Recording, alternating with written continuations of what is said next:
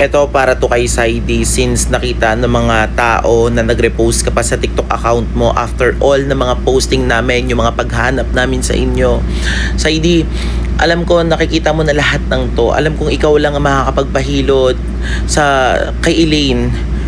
Umuwi na kayo dito. Ikaw na mismo ang mag-push. Ikaw na mismo magsabi sa kanya na mali yan if ever man na umalis kayong dalawa. Hindi kasi namin alam kung may hawak ba ng phone nyo, kung meron bang may hawak ng account nyo, kung nakidnap ba kayo, kung ano ba nangyari sa inyo, Saidi. Pero alam ko kung napapanood mo man to, Saidi.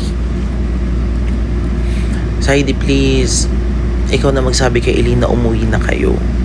Alam ko mabuti ka. Alam ko, Saidi, na ikaw lang ang makakapagpahilot din sa puso ng kapatid ko. Say, umuwi kayo kasi nag-aalala na talaga yung mama at papa ko. Para sa mama at papa ko na lang. Sa magulang mo din. Say, sana pakinggan nyo to. Alam ko mapapanood nyo to. Say, di please.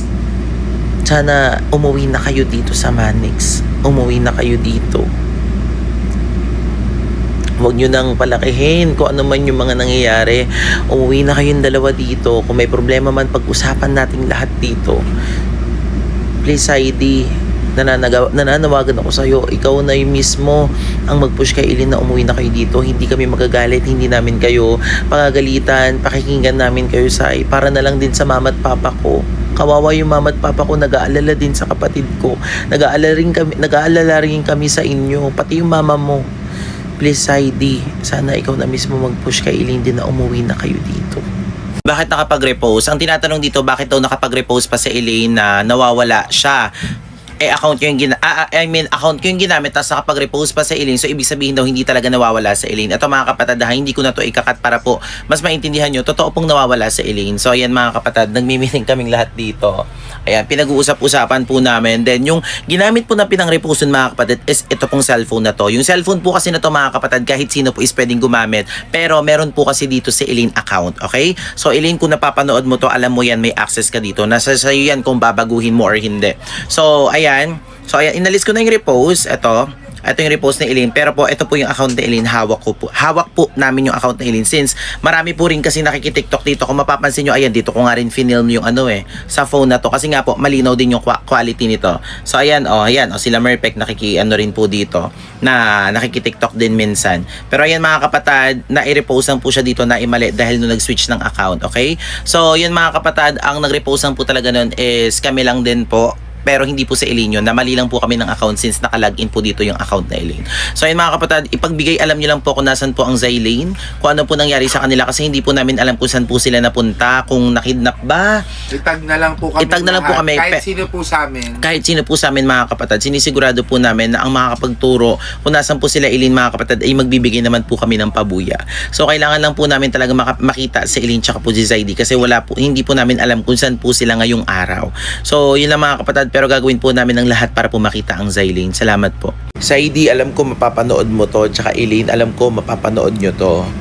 Umaga na, hindi pa rin kami nakakatulog. Nandito na kami ngayon sa Manix house. Nauna kaming umuwi since mag-iikot-ikot na kami para mag-report sa mga pulis. Grabe yung pag-aalalang ginagawa nyo sa amin, lalo na kala mama at papa. Saidi, maawa ka naman sa mga magulang nyo. Elaine, maawa ka kala mama at papa. Hindi nyo alam kung ano yung ginagawa nyong dalawa.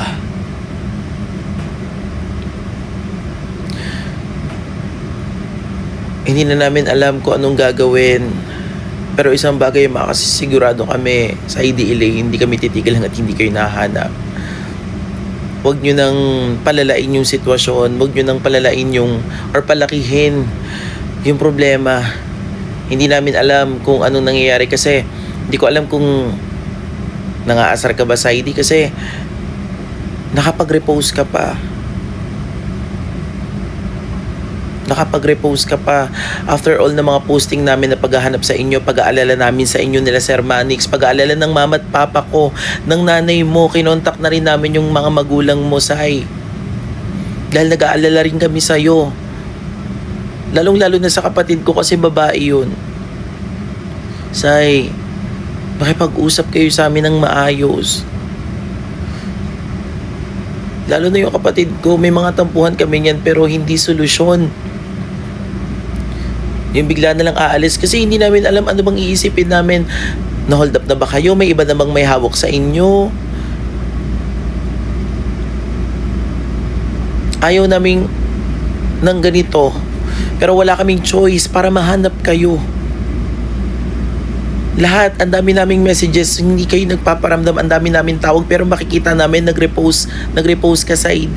Hindi kami galit sa'yo sa ID, hindi rin kami galit sa'yo, Elaine. Pag-usapan natin to, ano bang nangyayari sa inyo?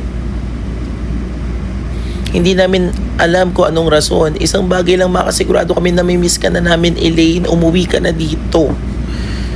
Sa ID, umuwi na kayo dito. Wag nyo nang palakihin yung mga nangyayari, yung gulo. Wag nyo nang palakihin kung may gulo man. Sa hindi, umuwi na kayo. Pakiusap ko sa inyo. Maawa kayo kala mama at papa. Sa magulang mo. Hindi nyo alam yung ginagawa nyo. Say, Elaine, uwi na kayo dito. Hindi kami magagalit sa inyo. Pakikinggan namin kayo. Ano bang nangyayari sa inyo? Umuwi na kayo dito sa ID, Elaine. Parang awa nyo na. Si ate nag-aalala. Hindi rin na rin natutulog si mama at papa. Lalo na si papa. Sila mama at papa parang halos hatakihin na sa kakaisip sa inyo. Iyak ng iyak. Please, ID, ikaw na rin mag-push kay Elaine para bumalik kayo dito. Yan ang pakiusap ko sa'yo kasi alam ko makikinig sa'yo yan, ID. Please, hindi kami galit sa inyo. Hindi nyo alam yung ginagawa nyo ngayon. Umuwi na kayo dito. Marami nag-aalala sa inyo. Marami nagmamahal sa inyo. Sana makinig kayo. Alam ko nababasa nyo lahat ng messages namin, please. Kung meron man makakakita sa kanila, please, ipagbigay alam nyo sa amin kasi hindi po kami titigil hanggat hindi sila nakikita. Sa hindi, Elaine, huwag nyo na palalain yung mga eksena. Umuwi na kayo dito, mag-usap-usap tayo dito kung ano bang problema. Kung sino man po nakakakita or makakakita kay Elaine tsaka po kay Saidi kasi nawawala po sila ngayon. So huling nakita po sila is dito po sa Luna, sa bayan, sa La Union. So di kasi namin alam kung saan po namin hahanapin. So kung makita nyo man po si Elaine tsaka si Zaidi or mamataan nyo po is picturean nyo lang po, ipagbigay nyo po alam agad sa amin kasi hindi po namin alam kung ano po nangyari sa kanila, kung may kumuha ba sa kanila. Kasi kasama sa palengke kanina. Then after po nun, bigla na lang silang nawala. So mga bandang alas 5, alas 6 po sila huling namataan po dito sa Luna, sa may bayan, sa may La Union. So kung may nakakita man po sa kanila mga kapatid, ibigay alam nyo po sa amin kasi po kaming pamilya niya nag-aalala din po sa kanila. So picturean nyo lang po, bigyan nyo po kami ng details kung makita nyo man po sila or saan nyo po huling nakita. So, anong suot kanina na Elaine para ano? Hindi pa siya naligo, diba?